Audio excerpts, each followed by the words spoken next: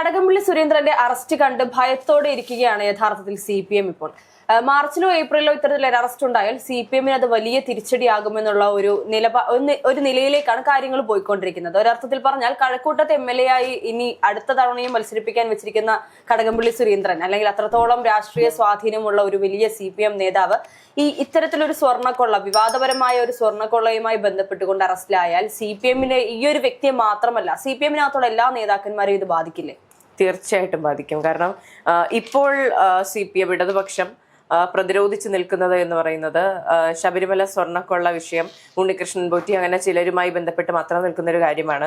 അതിൽ പാർട്ടിക്ക് ബന്ധമില്ല, അതുപോലെ തന്നെ അന്നത്തെ ദേവസ്വം മന്ത്രിക്ക് ബന്ധമില്ല എന്നുള്ളൊരു നിലപാടിലാണ് ഇപ്പോൾ ഇടതുപക്ഷം നിൽക്കുന്നത്.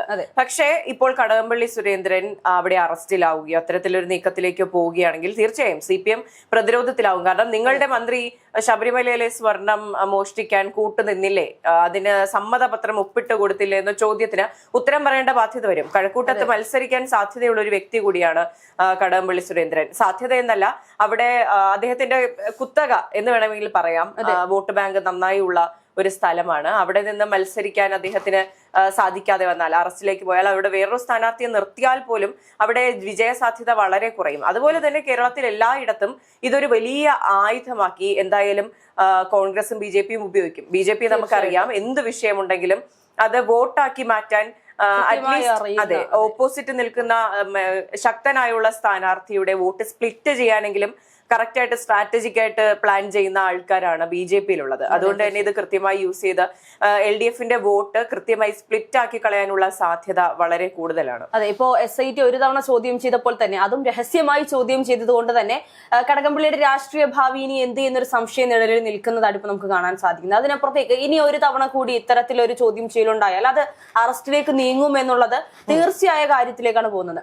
ഇതിനപ്പുറം SIT ഇത്തരത്തിൽ പറയുന്ന കടകംപള്ളിയുമായി സംശയത്തിലെത്താനുള്ള പ്രധാന കാരണം എന്ന് പറയുന്നത്, ഉണ്ണികൃഷ്ണൻ പോറ്റിയുമായി ആദ്യം അറിയുമോ എന്ന് ചോദിച്ചപ്പോൾ ഞാൻ ഇങ്ങനെ ഒരു വ്യക്തിയെ കണ്ടിട്ടേ ഇല്ല, അറിയില്ല എന്ന് പറഞ്ഞുകൊണ്ട് കൈയൊഴിയാൻ ശ്രമിച്ച വ്യക്തി പിന്നീട് ഉണ്ണികൃഷ്ണൻ പോറ്റിയെ ഞാൻ 1-2 തവണ കണ്ടിട്ടുണ്ട് എന്നുള്ള നിലയിലേക്ക് എത്തുകയും, അതിനപ്പുറം കടകംപള്ളി നൽകിയ മൊഴിയിലും ഉണ്ണികൃഷ്ണൻ പോറ്റി നൽകിയ മൊഴിയിലും പലതരത്തിലുള്ള വൈരുദ്ധ്യങ്ങൾ SITക്ക് സംശയം തോന്നുകയും ചെയ്യുന്നതിന്റെ സാഹചര്യത്തിലാണ് വീണ്ടും ഇത്തരത്തിലൊരു ചോദ്യം ചെയ്യൽ ഉണ്ടാകാൻ സാധ്യതയുണ്ട് എന്ന് പുറത്തു വരുന്നത് റിപ്പോർട്ടുകളിൽ നിന്നും. പക്ഷേ അതിനപ്പുറത്തേക്ക് നമ്മൾ പറയുകയാണെങ്കിൽ, ഈ പറയുന്ന കടകംപള്ളി ഈ പറയുന്ന MLA ആയി തുടർന്നിരുന്ന, അല്ലെങ്കിൽ MLA അല്ല, ദേവസ്വം ബോർഡ് മന്ത്രിയായി തുടർന്നിരുന്ന സാഹചര്യത്തിൽ 2016 മുതൽ 2021 വരെ നടത്തിയ വിദേശ യാത്രകൾ SIT പരിശോധിച്ചുകൊണ്ടിരിക്കുകയാണെന്നാണ് മനസ്സിലാക്കാൻ സാധിക്കുന്നത്.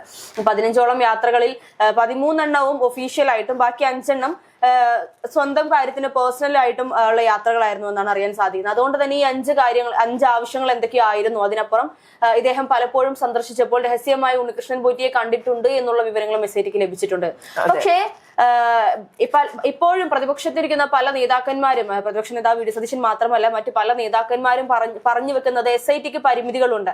സർക്കാരിന്റെ ഭാഗത്തു നിന്നൊരു സമ്മർദ്ദം വന്നു കഴിഞ്ഞാൽ ഇത്തരത്തിൽ കടകംപള്ളി ഉൾപ്പെടെയുള്ള പല നേതാക്കന്മാരെയും ചോദ്യം ചെയ്യുന്നതിനപ്പുറത്തേക്ക് എന്തെങ്കിലും ഒരു നടപടി എടുക്കുന്നതിന് അവർക്കൊരു ഭയം ഉണ്ടാകും. അതുകൊണ്ട് തന്നെ CBI അന്വേഷണം വേണമെന്നാണ് ഇതുവരെയുള്ള റിപ്പോർട്ടിൽ നിന്നും അവർ പറഞ്ഞു വെക്കുന്നത്. ഇതിൽ ഭയത്തിന്റെ അല്ല, എനിക്ക് തോന്നുന്നു അന്വേഷണത്തെ സ്വാധീനിക്കുന്ന തലത്തിലേക്ക് ഇത് നീങ്ങാനുള്ള സാധ്യത വളരെ വലുതാണ്. ഇപ്പോൾ ഈ കടകംപള്ളി സുരേന്ദ്രൻ പറഞ്ഞിരുന്നത് ഉണ്ണികൃഷ്ണൻ പോറ്റി അറിയില്ല എന്നാണെങ്കിൽ, ഏറ്റവും അവസാനത്തെ തെളിവെടുപ്പിൽ മൊഴിയെടുക്കലിൽ പറഞ്ഞിട്ടുള്ളത് ഒരു സ്പോൺസർ എന്ന നിലയിൽ, ഒരു ഭക്തൻ എന്ന നിലയിൽ അറിയാമെന്നാണ്. കാര്യങ്ങൾ അത്രത്തോളം എത്തിയിരിക്കുന്നു.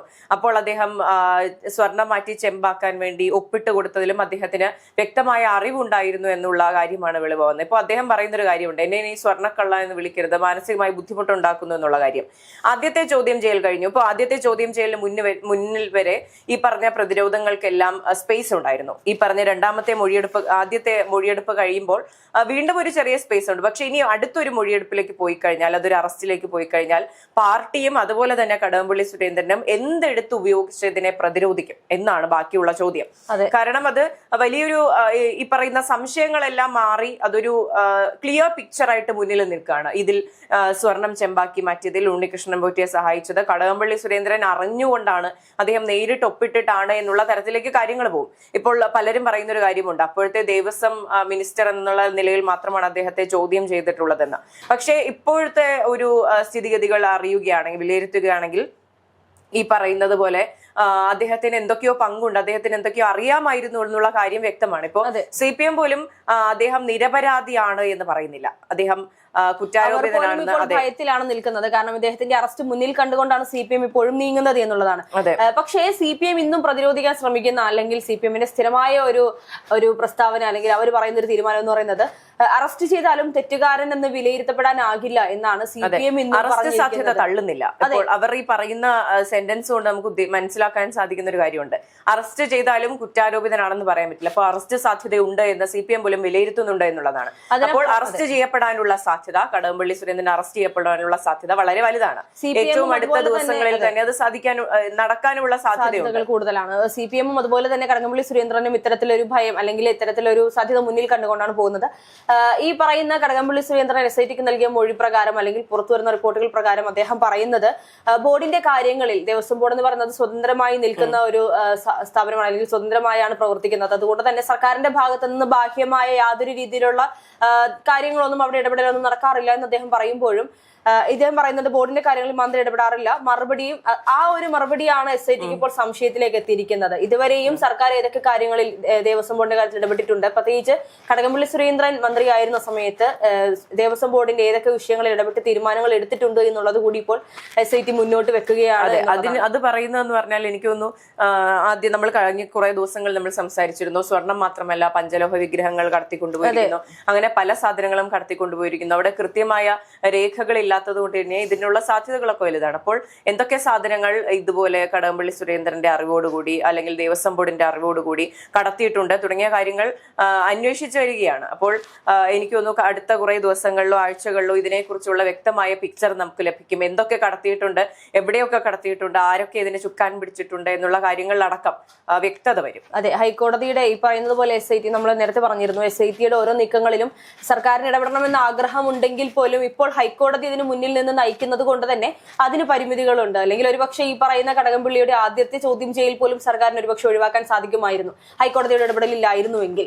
അത് ഇപ്പോ ഒരു സമയത്ത് സർക്കാർ പറഞ്ഞിരുന്നത്, ഇപ്പോൾ എന്റെ ഓർമ്മയിലേക്ക് വരുന്നത്, അവർ പറയുന്നത് ഇത്രയും കൃത്യമായ രീതിയിൽ അന്വേഷണം മുന്നോട്ട് പോകുന്നത് പിണറായി സർക്കാർ അധികാരത്തിലിരിക്കുന്നത് കൊണ്ടാണ് എന്ന് പറയുമ്പോൾ, ഈ പറയുന്ന പിണറായി സർക്കാരിന്റെ താഴെയുള്ള എല്ലാ മന്ത്രിമാർക്കെതിരെയും ഇത്തരത്തിൽ പ്രതിസ്ഥാനത്തേക്കുള്ള വിരൽ ചൂണ്ടൽ വന്നുകൊണ്ടിരിക്കുന്ന സാഹചര്യത്തിൽ സ്വാഭാവികമായും സർക്കാരിന്റെ, അത് ശരിയാണ്, സർക്കാർ അധികാരത്തിലിരിക്കുന്നത് കൊണ്ട് തന്നെയാണ് ഇത്രയും കൃത്യമായ രീതിയിൽ പ്രതിപക്ഷമാണെങ്കിലും BJP ആണെങ്കിലും കൃത്യമായി ഇതിനെ മോണിറ്റർ ചെയ്യുന്നത് എന്നുള്ളതാണ്. എന്താണ് സംഭവിക്കുന്നത്, അല്ലെങ്കിൽ SITയുടെ ഭാഗത്തു നിന്ന് വരുന്ന ചെറിയ പിഴവ് പോലും വലിയ രീതിയിൽ ചോദ്യം ചെയ്യുന്ന രീതിയിലേക്ക് കാര്യങ്ങൾ പോകുന്നത്. ഇനി വരും ദിവസങ്ങളിൽ നമുക്ക് അറിയാൻ സാധിക്കും ഏതൊക്കെ നേതാക്കന്മാർ, അല്ലെങ്കിൽ കടകംപള്ളിയുടെ അറസ്റ്റ് ഉണ്ടാകുമോ, അല്ലെങ്കിൽ അതിനപ്പുറത്തേക്ക് ഏതൊക്കെ നേതാക്കന്മാർ മുന്നോട്ട് വരുമെന്നുള്ളത്. എന്തായാലും പത്മകുമാറിനെ ഇതുവരെ യാതൊരു രീതിയിലുള്ള നടപടികളും പത്മകുമാറിനെതിരെ CPM സ്വീകരിക്കാത്തതും ഇത്തരത്തിൽ കടകംപള്ളിയുടെ അറസ്റ്റ് മുന്നിൽ കണ്ടുകൊണ്ട് തന്നെയാണെന്നാണ് മനസ്സിലാക്കാൻ സാധിക്കുന്നത്.